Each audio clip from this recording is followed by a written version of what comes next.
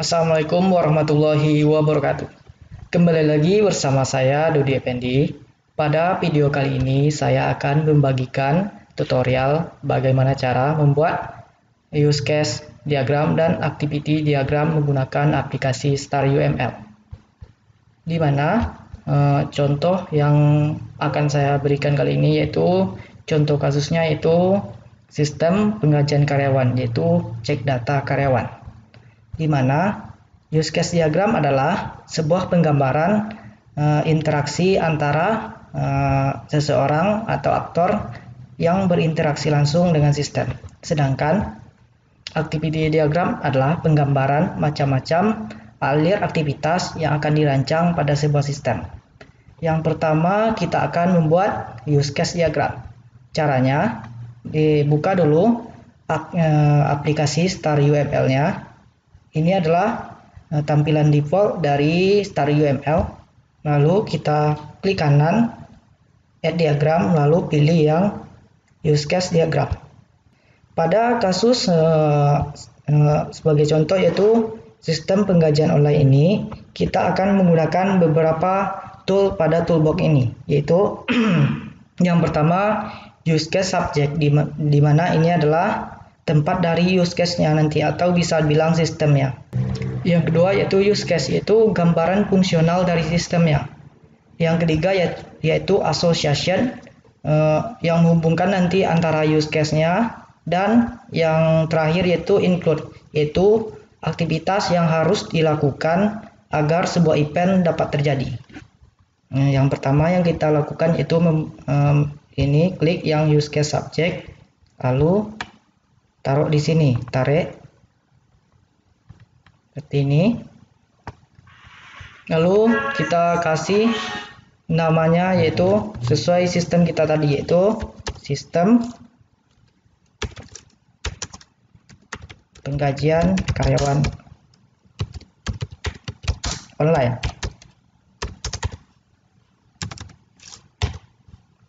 Enter seperti ini. Lalu di sini di sebelah kiri dari kotak ini kita tambahkan aktornya, yaitu seseorang yang langsung berinteraksi dengan sistemnya. Kita letakkan di sini, di mana di sini kita bikin nama aktornya yaitu user. Dan dalam kehidupan nyata untuk memakai sistem pengajian ini nanti yaitu HRD dari perusahaan tersebut. Lalu di sini di dalam use case subject tadi kita tambahkan use case di sini, di mana user ini bisa mengakses sistemnya dengan cara yang pertama dia pergi ke menu form login, kita enter, lalu kita kasih association atau penghubung, yaitu penghubung antar use case dan aktornya tadi. Kita klik association, lalu kita hubung, tarik ke sini ke usernya seperti ini. Lalu di sini yang ini tulisan ini kita kosongkan saja.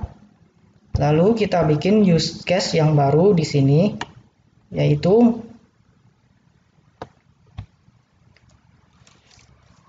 cek data karyawan, di mana tadi yang kita contohkan yaitu mencek data karyawan. Kita lakukan yang sama yaitu kita kasih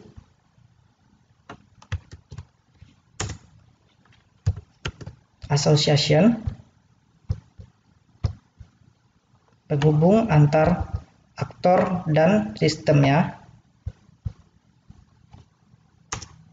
Lalu use case yang ketiganya yaitu logout.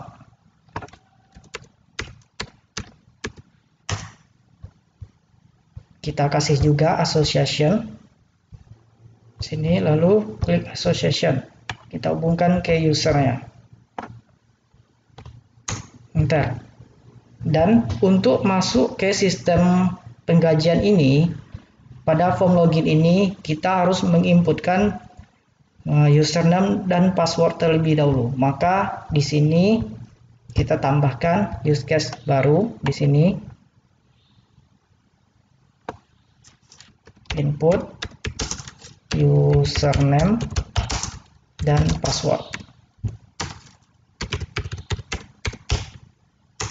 Nah, di sini agar tulisan ini bisa menyesuaikan sama use case-nya, kita klik kanan pada use case-nya, kita pilih word wrap, lalu kita kecilkan seperti ini. Nah, disinilah fungsinya dari include tadi, yaitu sebuah aktivitas yang harus dilakukan agar sebuah event terjadi. Jadi kita harus menginputkan username dan password terlebih dahulu agar bisa masuk ke sistemnya. Nah, di sini kita tambah include, tarik dari sini ke sini.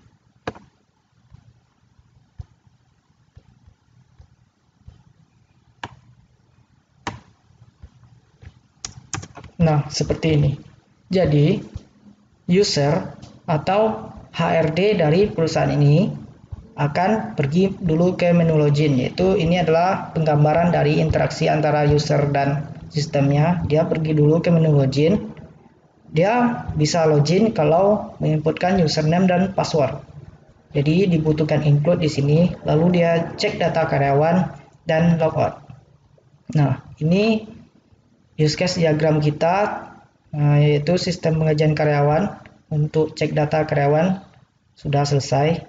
Selanjutnya kita akan bikin activity diagram dari use case diagram ini.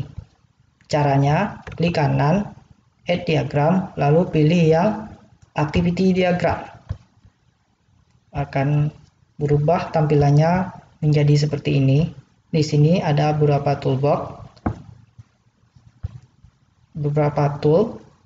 Kita akan menggunakan di sini action, yaitu aksi yang akan dilakukan antara user dan sistemnya. Initial yaitu simbol untuk memulai aktivitinya. Final untuk mengakhiri aktivitinya. Di sini kita juga menggunakan decision, yaitu digunakan pada kondisi apabila sebuah aktiviti bisa menghasilkan dua kemungkinan aktiviti yang berbeda. Dan juga kita akan menggunakan control flow, yaitu menghubungkan antara aksi-aksinya, dan juga swimlane yang vertikal, yaitu untuk memisahkan antara user dan sistemnya nanti. Hal yang pertama yang kita lakukan yaitu kita bikin dulu swimlane vertikal. Di sini kita tarik seperti ini. Lalu kita bikin namanya user. Lalu kita bikin swimlane vertikal yang kedua.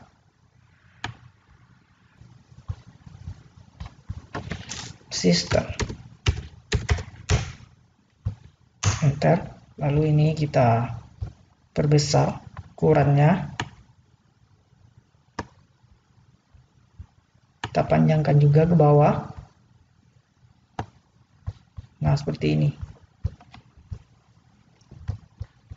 Yang pertama, action yang pertama kita tambahkan ini pada user.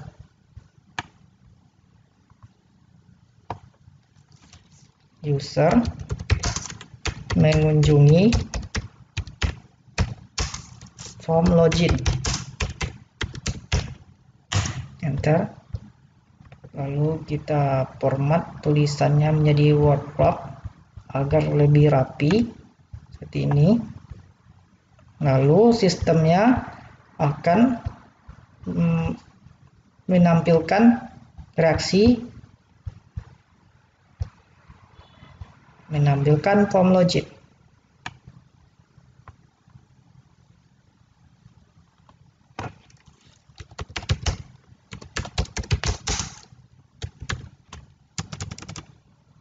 Bukan menampilkan, tapi meminta untuk menginputkan username dan password.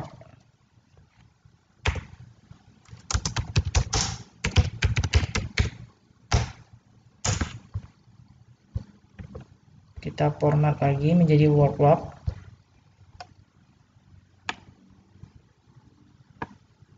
Lalu kita tambahkan penghubungnya di sini, yaitu control flow tadi. Dari user ke sistem kita tarik seperti ini. Lalu usernya menginputkan username dan password di sini di bagian user. Kita bikin actionnya user menginputkan username dan password.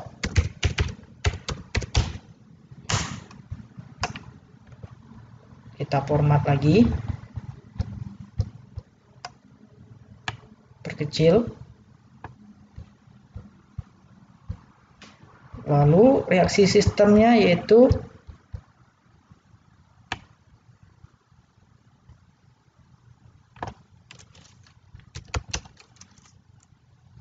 mencek apakah username dan password benar.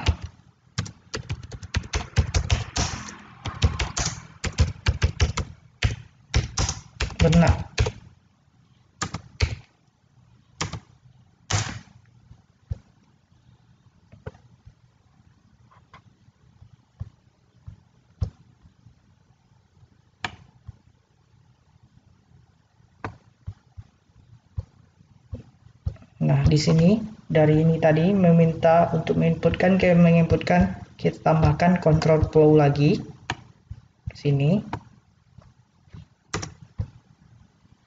Dan dari sini menginputkan mencek, kita tambahkan juga control flow-nya. Nah, di sini mencek apakah username dan password benar. Nah, di sini baru kita tambahkan decision, karena di sini akan memunculkan dua kemungkinan activity, yaitu benar dan salah. Jika passwordnya benar, dia nanti akan munculkan activity ini, dan jika passwordnya salah, username dan passwordnya salah, akan munculkan activity ini. Kita tambahkan decision di bawahnya. Di sini kita perbesar saja. Lalu kita tambahkan action di sini. Di sini di yang sebelah kiri, jika ya maka menuju menu dashboard.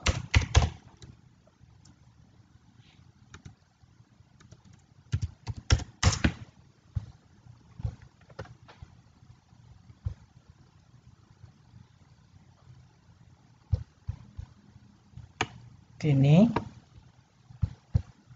Lalu di sini juga kita tambahkan action satu lagi untuk activity jika username dan passwordnya salah,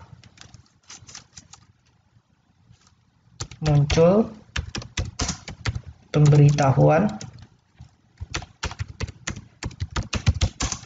username dan password salah.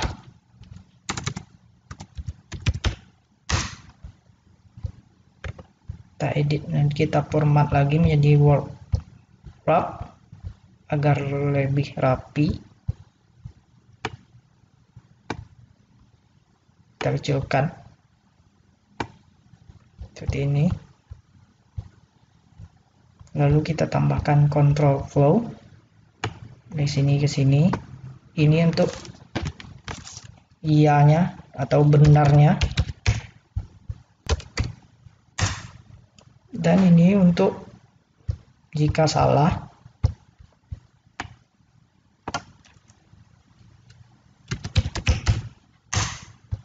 Nah, seperti ini. Lalu jika sudah menuju menu dashboard, selanjutnya user akan menuju menu data karyawan.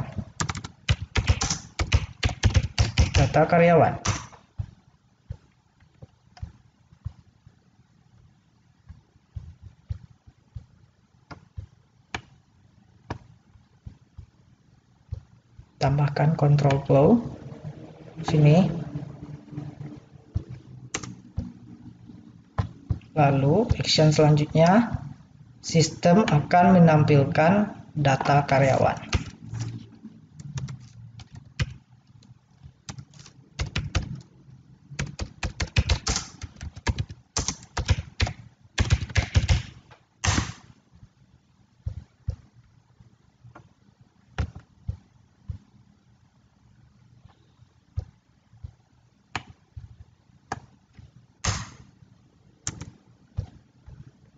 Nah, di sini tadi, di awal tadi, harusnya di sini kita kasih dulu inisial ya untuk menandakan bahwa activity itu dimulai. Kita tambahkan di sini. Saya lupa tadi. Nah, seperti ini. Lalu kita tambahkan di sini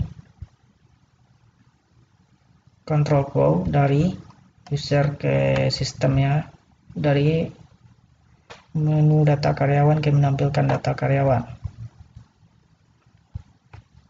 Lalu setelah sistem menampilkan data karyawan, maka aktivitinya selesai, yaitu kita tambahkan simbol final di sini. Kita tambahkan control flow-nya.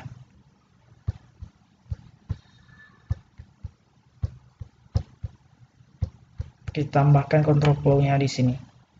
Seperti ini.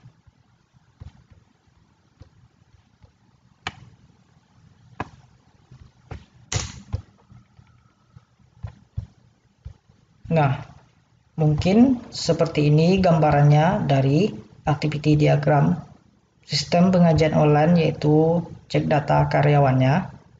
Kalau mungkin ada yang keliru, teman-teman bisa memberikan masukan di kolom komentar. Mungkin itu saja dari saya. Wassalamualaikum warahmatullahi wabarakatuh.